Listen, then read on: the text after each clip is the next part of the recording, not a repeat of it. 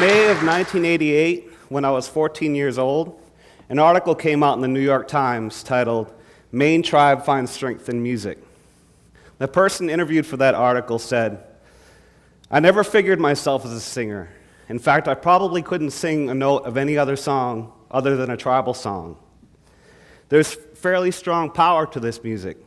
In the 60s, it helped take care of the fear, helped give us strength. Now we use it to foster self-esteem." The man who gave that quote was Wayne Newell, my father.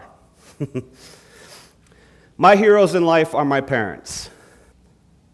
My mother is not Passamaquoddy, but she's very much a part of the Passamaquoddy community at Indian Township. She's got a lot of admirable qualities, one of which is her remarkable memory. She can remember everyone's phone number in the community like she wrote the community phone book. My other hero is my father.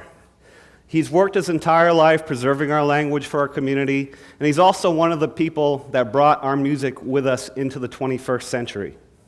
And I'd like to open with a song, one of the first songs I learned from him, and it's a sample of Passamaquoddy music so you can understand what it sounds like. One new day, one new day, one new day, one new day. One new day, one new day, one new day, one new day. One new day, one new day, one new day, one new day, one new day, one new day. Now, that's a simple enough song. It's meant for dancing, but to me it resembles a lot more than that. It's an example of our long and vibrant history. And it's also an example of us still being here and looking forward that we have no intention of going anywhere. I learned songs like these from my father and from other people in our community. I love Passamaquoddy music. Passamaquoddy music relates that singing is a magical power. Now think about that for a second. When we sing, all cultures have their own music. When we celebrate, no celebration is complete without music. And in education, all of us here in America learn our alphabet by learning the ABC song. It's a source of power for all of us. And it's the same way for Passamaquoddy people. As a child growing up, my father sang all the time. In fact, sometimes so much it could be embarrassing at times. And as an early teen, when this article was first printed, I was one of those teens that was very much the type of kid that walked several paces behind his parents, trying to be cool. But my father was always a little wiser than that, and he always sang no matter what, no matter how I felt. He always sang, and he was always fun. To give you an example, my father's done quite a bit with his life. He's got a graduate degree from Harvard University, and he's been appointed by a couple of presidents to the National Advisory Council on Indian Education. But he's also the same man who dressed up and lip-synced to Get Tarzan at my high school talent contest. And I can't say enough about that part. For all of his accolades and accomplishments, he's always been fun. There's a sense of pride for Passamaquoddy people listening to Passamaquoddy music. In the 60s, civil rights were very much a part of the national conversation. In 1964, the Civil Rights Act was passed, but it didn't have much effect on the reservations in Maine. In fact, it barely had any effect at all. It wasn't until 1968 that the Indian Civil Rights Act would be passed. And the Indian Civil Rights Act gave the same rights and privileges afforded to all American citizens, and it gave them to Native Americans. 1968 was when this happened. Now, during that time, a lot of the people in our communities were having difficulties. Civil rights were very much a part of the Passamaquoddy conversation. As wards of the state of Maine, a lot of this legislation went unenforced. So our community members responded in various ways. by protesting and by blocking highways. And they found a song to rally around, a song that we sometimes call the cry for justice.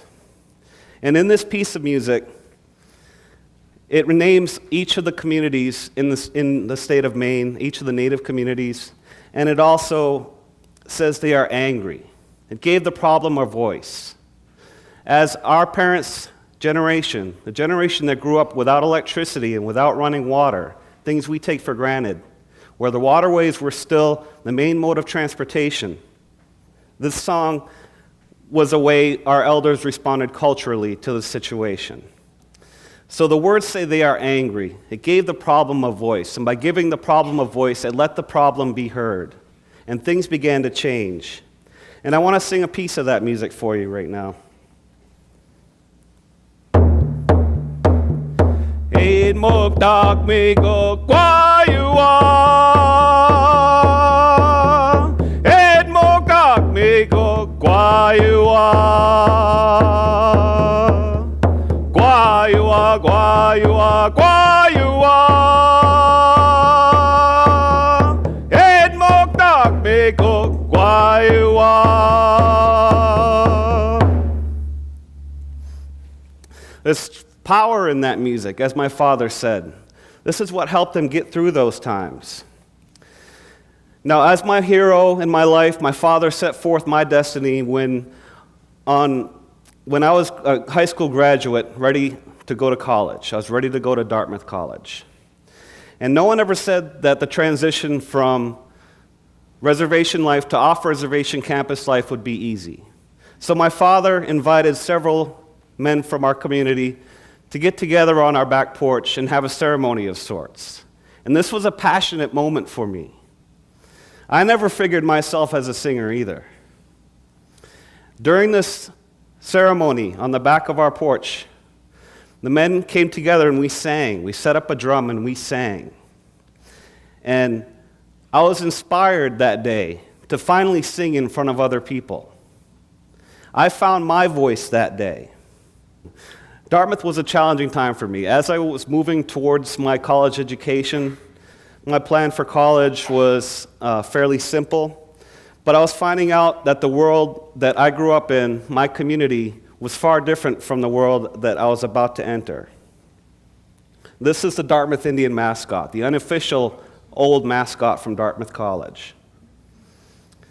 This is how different the world was for me. I never ran into things like this in the past.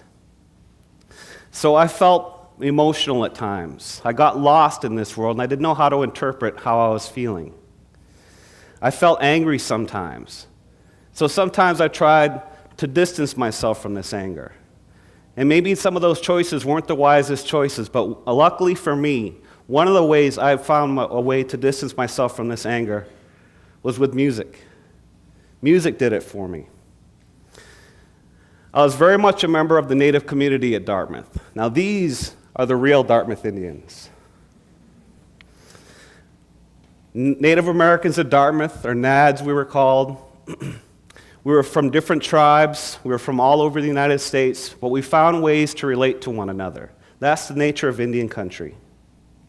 And while at Dartmouth, we found strength in the things that we had in common. One of the things we found was music. One day, an upperclassman friend of mine asked me a question, a simple question. Do you sing? And I said yes. That day on my back porch changed how I defined myself. I was now a singer. And so from that time, a few of us got together and we started to practice a few times a week around the drum. And we weren't the most talented, but it didn't matter.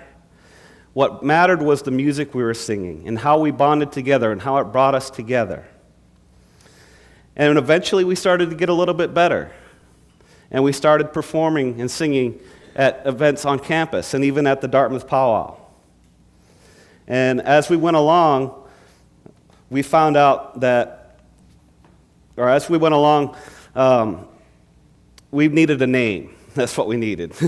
So we called ourselves the Aampon Singers. And while I can't say we're the first native singers to ever go through the Dartmouth experience, I can say that the Aampon singers are a tradition that carries on at Dartmouth College within NAD to this very day. From then on, I left my college experience behind. I thought I was going to be a math and science major, an engineer. Those were my comfort zones. That's what I really wanted to be. But it was far different from where my life would take me. Music brought me away from my academic career and into a full-on immersion in an education about music. And that's where I found the Mystic River Singers. And the Mystic River Singers were all men from different tribes from all over the country, once again, all bonded together by powwow music, the music we sing. And we've been together for quite a long time. I've been with Mystic River since the mid-90s. It's something I've put almost 2 decades of my life into. And during that time, we've become like an extended family from one another. We're brothers. And we take care of each other. And some of us have been together so long that we bonded, and it became something even more special.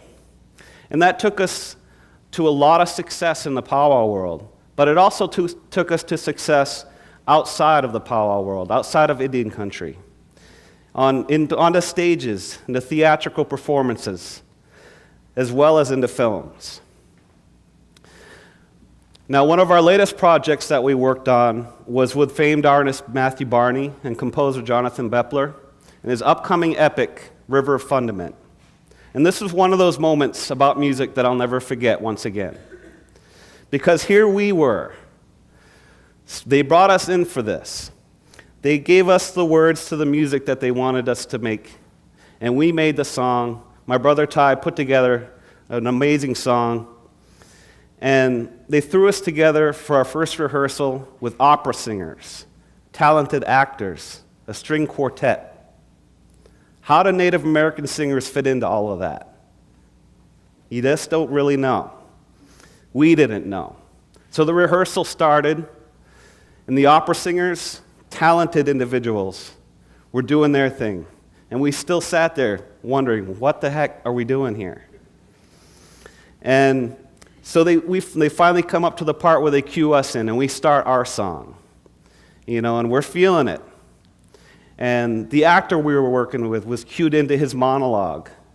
And as we sang, it all started to build up. Everything just kind of built up. And it was an amazing experience. We all had goosebumps. And by the end of that first rehearsal, we all kind of stopped and we were like, whoa, we just were in the middle of something special. And my first impulse was to try to think, how did these two individuals see this all working? I mean, we were all so different. The man standing up there on the top, his name's Kevin McGuire. He's playing an Ernest Hemingway look-alike. He's also a Broadway actor and singer. We're all so different, but somehow it all worked. And that's that power of music, that magic working once again. This last August, I finished one of my circles of music by participating with my father and singing with him at one of our tribal events at home. It's a moment I cherish and something I look forward to many more of. Academically, I've rebooted my career. Another circle almost complete. And maybe one of these days, I'll teach at Dartmouth and really complete that circle. And as I close for you today, I want to sing one last song for you. It's an example of what I've learned. It's a Cree-style round dance that comes all the way from Alberta, Canada, originally sung by the Logan Alexis Singers. And not only does it sum up my singing experience, it's also one of my favorite songs to sing. So I'd like to honor them today by singing this song. And for me, when it comes to my sense of place, standing up in here in front of all of you people with a drum in my hand, ready to sing, I'm right where I'm supposed to be.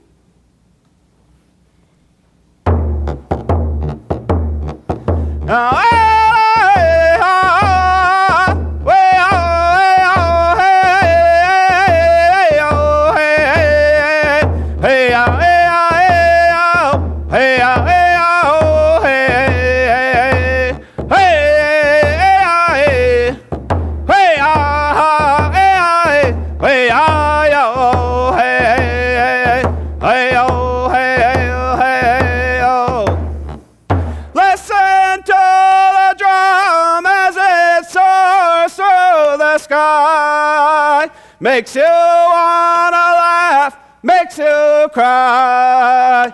This is what we're given. That's what makes us special. We are First Nations. Hey-oh, hey-oh, hey-oh. Thank you very much.